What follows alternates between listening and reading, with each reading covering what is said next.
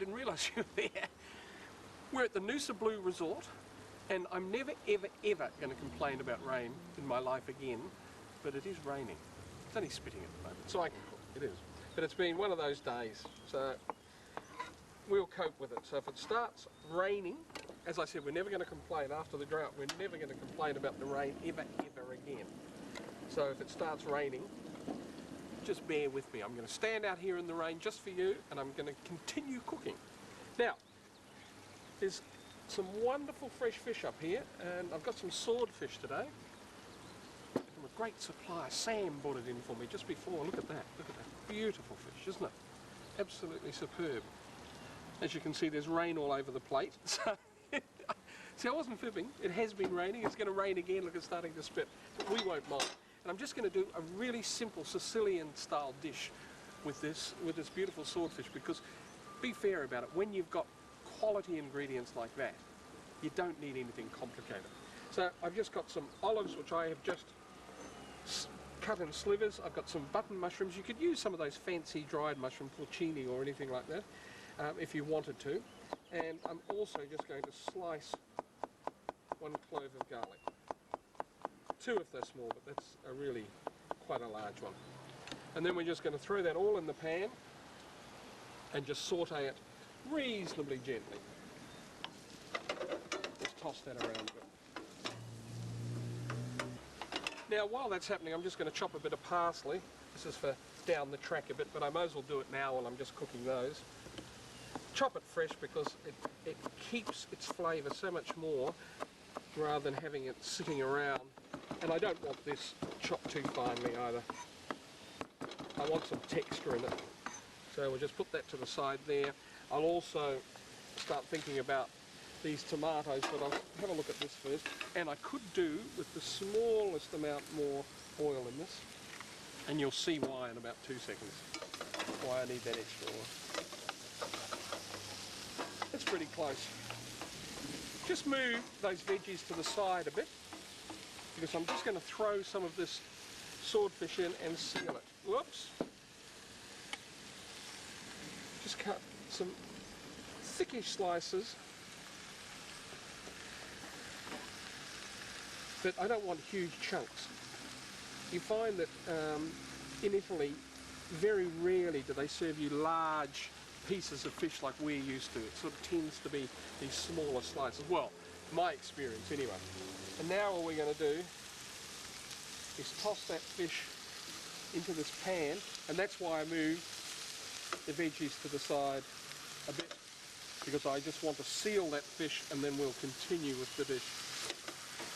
To that we will then add some freshly ground pepper and also a bit of sea salt. Sea salt's perfect in this case, and you need a bit of it. Alright, now I know I've got a fish slice here somewhere, because this is not a non-stick pan, so there could be a little bit of a crust on it. And we're just going to turn that and move it over to the side a bit. That looks beautiful, that fish, doesn't it? Now, let's start adding a couple of other ingredients. We'll add a bit of white wine, and I want that to cook down a bit. So you have to put that in while that fish is still undercooked, because otherwise you'll overcook the fish, because I do want that to bubble down. We'll add that parsley to it, and as I said before, I was going to do something with these tomatoes. I'm just going to cut them in quarters or eighths depending on how big the tomatoes are, but these are the sort of the cherry variety, of course. And not too much of this, because we're not looking for a tomato sauce, we're just looking for a sauce with some cherry tomatoes through it, aren't we? Which is different. Trust me. Then we'll just throw that in. I might throw a couple more actually. I don't reckon that looks quite enough. Now just keep an eye on that fish. It's still fine. We certainly don't want to overcook it. Because it's swordfish, it is better the other way. It can be a little under. Now that's looking good. So what I'm going to do is I'm actually going to pull that out and we'll just finish off that sauce. So let's just put it on the plate. Now this is most likely too much for one portion. I got a bit excited. But we'll still put it all on the plate because I know the crew will absolutely love this because this is their kind of food. Nice and simple. A little bit of fish stock in now, just a small amount.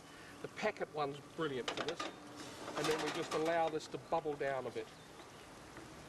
As I said, I only want to warm those tomatoes. I'm not looking for a tomato sauce. And we'll just taste this to see if we need any more seasoning in this. Because I've got seasoning on the fish, but I didn't put any in the sauce. Yeah, I do. A little bit of pepper and certainly some salt.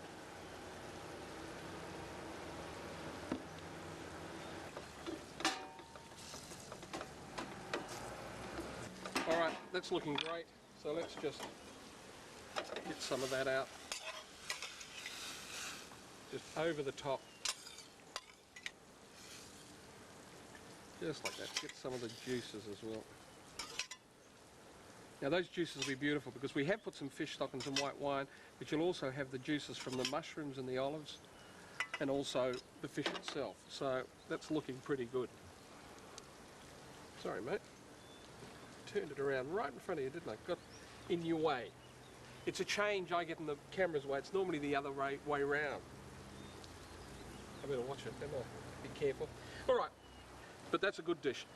As I said, beautiful flavours, you know, like the thing about it is that fish was so spotlessly fresh, you don't want to do anything too complicated. You want to keep it simple because the star of the show is that fish, and that's how it should be.